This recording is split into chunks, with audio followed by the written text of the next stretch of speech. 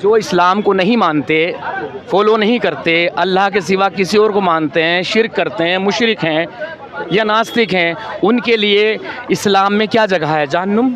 हाँ, जहन्नुम है। भारतीयों में 110 करोड़ या 100 करोड़ हिंदू हैं, वो जहन्नुम में जाएंगे, बाकी इस्लाम के लोग जन्नत में जाएंगे। ऐसा है, ऐसा लिखा है कुरान में। ऐसा तो है, जिक्र है। ये जो कह रहे हैं सही बोल रहे हैं। मैंने कई वहाँ के हिंदू दोस्तों को फ़ोन कर लिया, मुस्लिमों को जो थोड़ी बहुत तो हल्की फुल्की बात कर लेते हैं, तो उन सब ने एक ही बात कही, तुम इधर आ मत जाना, फिर जिंदा नहीं जा सकते। मेरी गलती केवल इतनी सी है कि मैंने इस्लाम को छोड़ा। एक उन्हें उम्मीद थी कि मैं वापस आ जाऊं, और फिर मैंने सनातन धर्म को स्वीकार। कुरान की किसी भी, जैसे मैं बात कर रहा था, ये सूरा तौबा चैप्टर 9 और आयत 28 कह रही है, ए ईमान वालों, मुशरिक यानी मूर्ति पूजक, नजस यानी मल मूत्र हैं। जब आप कहेंगे, सवाल करेंगे मौलवी से जो इस्लाम को नहीं मानते, ये मल मूत्र हैं, इस पे टाइप कीजिए अभी के अभी। इस तरीके से तुम अफवाह फैलाते हो, टाइप कीजिए। मैंने नहीं कहा, कुरान कह रहा है इस बारे में। आप मल मूत्र, अरे मल मूत्र है, नजस, नजासत से बना नजस लफ्ज आया है। करने वाले को सर से जुदा हो जाएगा। किसने कह दिया? ये बोल रहे हैं एक्स मुस्लिम है। सवाल हर मसले, हर मामलात पे किया जाए, सवाल की पाबंदी कहाँ है? पहले जो इस्लाम से ताल्लुक, इस्लाम की अजमत को बढ़ाते हैं, जो सवाल सिर्फ वो सवाल कर सकते हैं। अच्छा, हमने ईशा की नमाज में अगर हमसे वित्र छूट गए तो बोले फिर नमाज नहीं होगी क्योंकि वो वाजिब है। ये वाले सवाल कर सकते हैं आप। और आगे कह रही हैं, काफिरों से तब तक जंग करो जब तक कि पूरा दीन अल्लाह का ना हो जाए। सूरे अनफाल आयत 39। मतलब गैर मुस्लिम से रिश्ता रखना, जो इस्लाम छोड़ दे, गैर मुस्लिमों से तो नहीं। गैर मुस्लिम तो ये सूरह तौबा में नजस है। नजस मतलब टट्टी पोटी, आप मलमूत्र हैं। साफ तौर से कह रहा है कुरान तुम्हारे लिए, जो अल्लाह को ना मानने वाले। ये पहलगाम में जो हुआ, आपने बात कर रहे थे, मंदिरों को तोड़ा गया कि नहीं तोड़ा गया? वो लोग भाई डर के कबूल किया, मानते? आपने भी डर के कबूल किया? डर के कबूल किया, मान लिए, मान लो।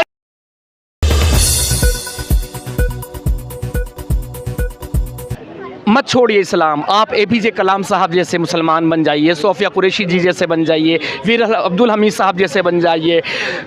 बहुत सारे हमारे पास ऐसे नाम हैं, उनके जैसे बन जाइए। हकीकत जान लीजिए। मैं बुराई नहीं करता इस्लाम की, उसके बारे में बताता हूँ सर क्या लिखा हुआ है। सही लिखा है, जो आपके अनुसार जो लिखा है वो सही है। आ जाए कोई भी बात कर ले। क्या नाम हुआ आपका? मोहम्मद जहांगीर आलम। ये देखिए, जाहिद भाई मुस्लिम है।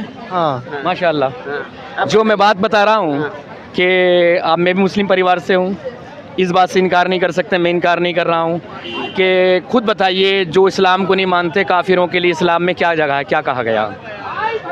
नहीं समझे, फिर से बोलिए।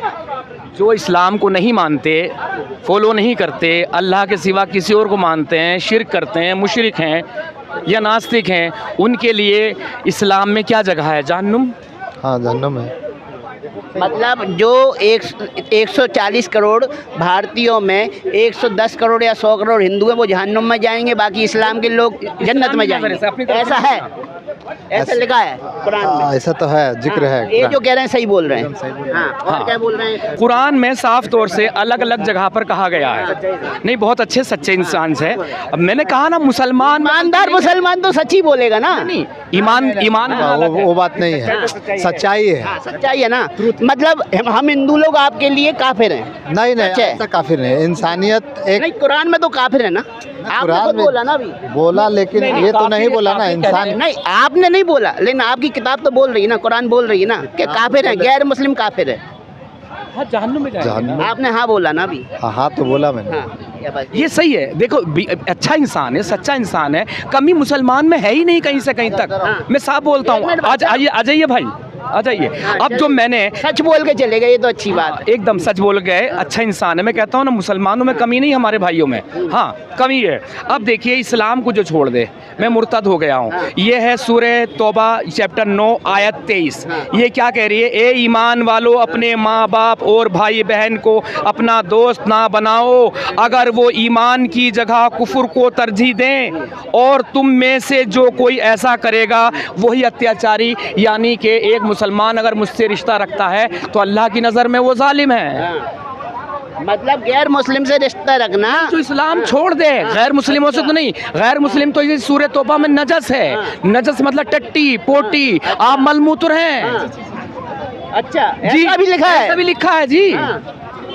साफ साफ लिखा है, ये रहा साफ साफ।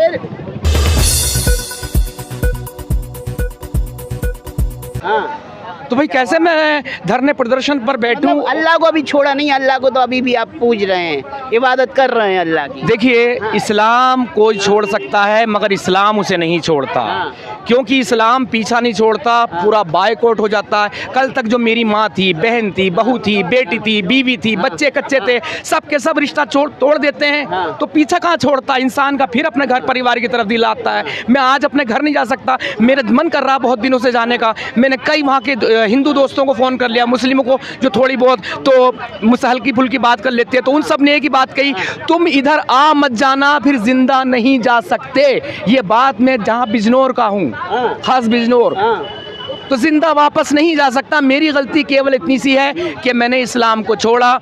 एक उन्हें उम्मीद थी कि मैं वापस आ जाऊं, और फिर मैंने सनातन धर्म को स्वीकार कर लिया। यही सनातन और इस्लाम में यही अंतर है कि आप गीता में सुधार पे बात कर सकते हैं, भागवत में सुधार पे बात कर सकते हैं, उनकी कमियां टुटियां गिना सकते हैं, लेकिन आप कुरान में अगर टुटियां गिनाएंगे, कमियां गिनाएंगे, तो आपका सरकलम कर दिया जाएगा।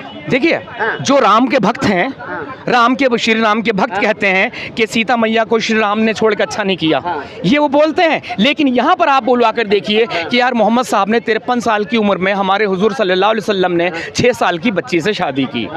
ये तो यार थोड़ी सी बात पच नहीं रही, अच्छी नहीं लग रही। जरा बुलवाइए, बुलवाइए। 9 साल की के साथ हम बिस्तरी की, 9 साल के साथ हम बिस्तरी की, 6 साल की से निकाह किया।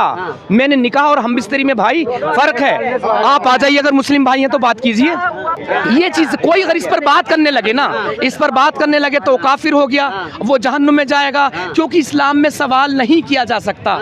हाँ, सच है कि इस्लाम में सवाल नहीं किया जा सकता। क्यों नहीं किया जा सवाल सकता? करने वाले को सर से जुदा हो जाएगा। किसने कह दिया? ये बोल रहे हैं एक्स मुस्लिम है भाई, तमाम मसले हैं, तमाम मामलात है, सवाल हर मसले हर मामलात पे किया जाए। सवाल की पाबंदी कहाँ है पहले? कि ना, ये भी मुस्लिम है, सवाल की पाबंदी कहाँ है? कहाँ है? वहाँ पर सवाल कर सकते हैं। अच्छा, मैंने इतने बजे की वुजू की थी, ये चल जाएगी नहीं चल जाएगी? असर की मगरिब में चल जाएगी नहीं चल जाएगी? मगरिब की इशा में चल जाएगी नहीं चल जाएगी? जो इस्लाम से ताल्लुक, इस्लाम की अजमत को बढ़ाते हैं, जो सवाल, सिर्फ वो सवाल कर सकते हैं। अच्छा, हमने इशा की नमाज में अगर हमसे वितर छूट गए तो बोले फिर नमाज नहीं होगी क्योंकि वो वाजिब है। ये वाले सवाल कर सकते हैं आप। अच्छा, सुबह की 2 सुन्नतें हम छोड़ सकते हैं क्या फजर की नमाज की? नहीं, ये सुन्नत मुअक्कदा है, गैर मुअक्कदा नहीं है। ये वाले सवाल कर सकते हैं आप, क्योंकि इस्लाम में सवाल की कौन से सवाल है जो इस्लाम से नहीं कर सकते? मैं बता रहा हूँ सवाल। एक मिनट, ये कह रहे हर चीज़ पे सवाल किया जा सकता है, ये कह रहे नहीं किया जा सकता।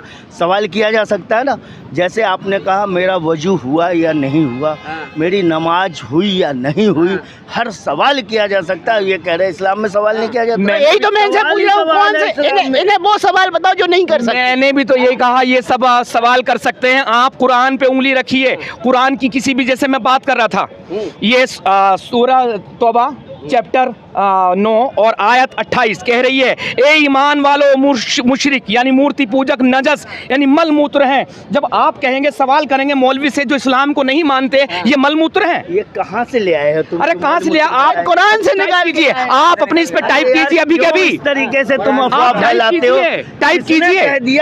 मैंने नहीं कहा, कुरान कह रहा है इस बारे में। आप मलमूत्र, अरे मलमूत्र है, नजस, नजासत से बना नजस लफ्ज आया है।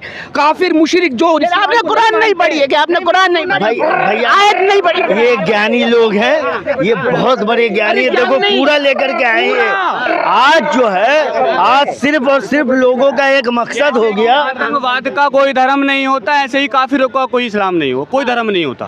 काफिर किसी मजहब का नहीं होता, ऐसे ही आतंकवाद का कोई धर्म नहीं होता। तो इन मुद्दों को इस तरीके से उठाना, जो उसके बारे में जानते हैं, जिनको अपने राइट फंडामेंटल पता है, वो उठाते हैं। और आप अगर सक्षम नहीं है उसमें जवाब देने में, तो हाँ, तो आपने कुरान नहीं पढ़ी, सीधा बोल दो मैंने कुरान नहीं पढ़ी, मैं इस्लाम का जानकार नहीं हूँ। मैंने पढ़ी ही नहीं, मैं जानकार ही नहीं, तो क्या जवाब दूंगा इसे? लेकिन हम तो इन्होंने इन्होंने तो कुरान नहीं पढ़ी है, अगर इन्होंने आयतें नहीं पढ़ी। अगर जानकार नहीं है तो फिर बोलना नहीं चाहिए।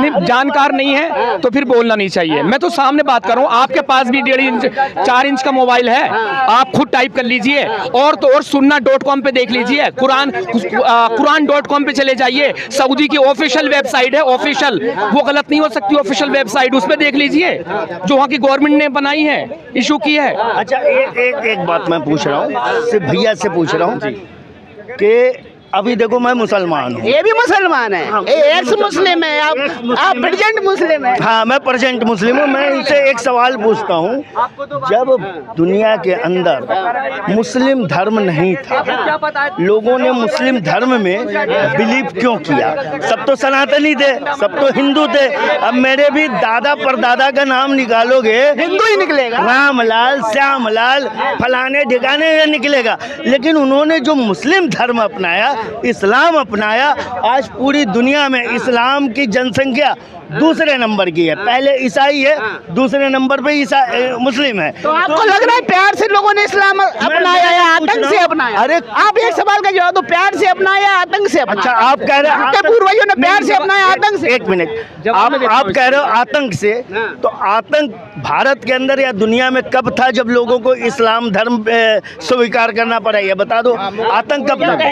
देखिए इन भाई साहब ने जो सवाल किया, शांतिपूर्वक सुने, सब लोग सुने कि इतना बढ़ गया ये दीन, तो इतना ऐसा क्या खूबी है ना? कोई खूबसूरती, कोई तो खूबी, कुरान की ये खूबी सूरह अनफाल आयत 39 कह रही है, जो इस्लाम को ना मानने वाले वो फसादी हैं, है ना, फसादी हैं। और आगे कह रही है, काफिरों से तब तक जंग करो जब तक कि पूरा दीन अल्लाह का ना हो जाए।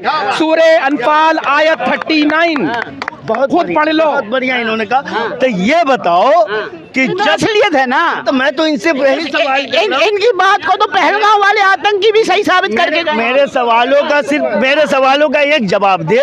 आप सब जानते हो कि इस्लाम को आए मात्र 1400 कुछ वर्ष हुए, 50-60 वर्ष। इससे पहले ये तो आप भी मानते इस्लाम से पहले सनातन था? बिल्कुल मानता हूँ, आप भी सनातन मानता हूँ, बिल्कुल कहता हूँ। लेकिन इससे पहले जो दुनिया में लोग थे वो सब तो सनातन धर्म को मानने वाले थे। एक सवाल का जवाब नहीं दिया।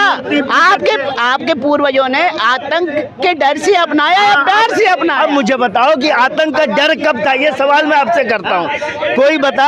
औरंगजेब का जमाना चल रहा था जब आतंक का डर था। अरे भाई सुनो, मैं औरंगजेब का शासन चल रहा था, वो आतंक का दौर था। औरंगजेब 1700 का शासन चल रहा था, चलो खिलजी आतंक, ये सब 1700 का शासन चल रहा था तब आतंकवाद। बिल्कुल सही है, मुगलों का शासन था, औरंगजेब का शासन था। लेकिन मंदिरों को तोड़ा गया कि नहीं तोड़ा गया? वो लोग भाई डर के कबूल किया, मानते? आपने डर के कबूल किया? डर के कबूल किया, मान लो। लेकिन जवाब ये दो, जब सनातन हिंदू धर्म इतना ही अच्छा था, तो जब मुगल खत्म हो गए, जब औरंगजेब चला गया, अंग्रेजों का शासन आया, तो लोगों ने अपने धर्म में वापसी क्यों नहीं की? सवाल है तो आप बताओगे ना, आपने वापसी क्यों नहीं? इसका देखिए ये सवाल है। नहीं देखिए, अभी भी मौका आ जाइए। एक मिनट सुनिए। यहाँ पर मेरे जो एक्स मुस्लिम लोग रहे, दोस्त हैं, और उनके दादा परदादाओं ने बताया, मैं यहाँ पर अपने हिंदू भाइयों को गलत कहूँगा, जब वो ब्रिटिश राज आया था, वो घर वापसी करना चाहते थे, तो उन्हें अछूत कह दिया गया था। किसने अछूत बनाया? अरे भैया, अछूत किसने बनाया? ये मुसलमानों ने। मुसलमानों ने? हाँ, क्योंकि मुसलमान वापसी कर अरे भाई साहब, अरे सुन तो लो, वो कहा तो जो आज चल रहा है घर वापसी, अगर उस दौर में चल दिया होता ना ये चीजें, ये हर चीज एजुकेशन के साथ साथ आती है। लोगों को पता नहीं था कि इतना खतरनाक होगा इस्लाम, इतने खतरनाक होंगे मुसलमान, तो सब लेते हैं, सब घर वापसी कराते। लेकिन अब ये बीजेपी की देन क्या हो, या ईश्वर जो भी इस कायनात का मालिक है उसकी देन क्या हो, कि जो ये सिलसिला चल पड़ा है घर वापसी का। अब देखना आगे चल के 50 साल के अंदर क्या होता है। आपने तो सिलसिला चालू कर दिया, एक्स मुस्लिम बन गए, तो आप हिंदू धर्म स्वीकार करने वाले हैं क्या? भाई मैं मरते दम तक न स्वीकार करूं। अच्छा, जिंदगी इस्लाम में, मौत इस्लाम में। जब सनातनी थे तब? मैं तो वही तो कह रहा हूँ कि आखिर सनातन धर्म को लोगों ने छोड़ करके ही मुस्लिम धर्म क्यों अपनाया? मेरा सवाल है ये। तलवार के दम पे शलवार पहनी है हाँ, कुरान के हिसाब से भाई साहब, कुरान के हिसाब से। तलवार का जोर तब था जब औरंगजेब था। औरंगजेब के बाद 100-200 साल अंग्रेजों ने हुकूमत करी, तब किसका जोर था, किसका डर था? जो मुसलमान वापस हिंदू नहीं बने या हिंदू फिर मुसलमान बनते गए। अच्छा मुझे बोलने का मौका देना, बीच में माइक ना छीन ले भाई, बीच में मैंने इनको पूरा बोलने दिया। सुन लो देखिए, एक बात सुनिए, इस्लाम में क्या है, जब आप पैदा होंगे बचपन से ही, क्यों नहीं बन पाते? सवाल ये ना, वो घर वापसी कर सकते थे लेकिन उनकी औलाद की औलाद नहीं कर सकती। दुनिया की हर माँ ये कहती है कि जब मेरा बच्चा पैदा हो तो उसकी खुशी होती है कि मेरा बच्चा सबसे पहले मुझे बेटा माँ का है, दुनिया की हर माँ। लेकिन ये एक मुस्लिम महिला पहले से कहलवाती है, बोल बेटा अल्लाह, पैदा होते अल्लाह, जब अल्लाह कहने लगता है, बोल बेटा ला इलाहा इल्लल्लाह, ला इलाहा इल्लल्लाह, ला इलाहा इल्लल्लाह कहने लगता है, फिर बोल बेटा सुभान अल्लाह, अल्हम्दुलिल्लाह, फिर एक दिन मोहम्मद रसूलुल्लाह, पूरा कलमा हो जाता है। और बचपन से ही अजान कान में दिला दी, बच्चे को पता नहीं है, लेकिन जब बचपन से इतना पढ़ाया जाता है, इतना लिखाया जाता है, एक छोटे से मदरसे के बच्चे से पूछ लो 5 साल के, बेटा ये गैर मुस्लिम में कहाँ जाएंगे? ये जहन्नुम में जाएंगे। अरे भैया, बचपन से जब आपने साख्त ही बिगाड़ दी, बनावट ही बिगाड़ दी, तो कैसे ले आओगे? कैसे ले आओगे? दुनिया के अंदर भारत तो सही कहा, खतना होने के बाद चमड़ी वापस तो आ नहीं जाएगी।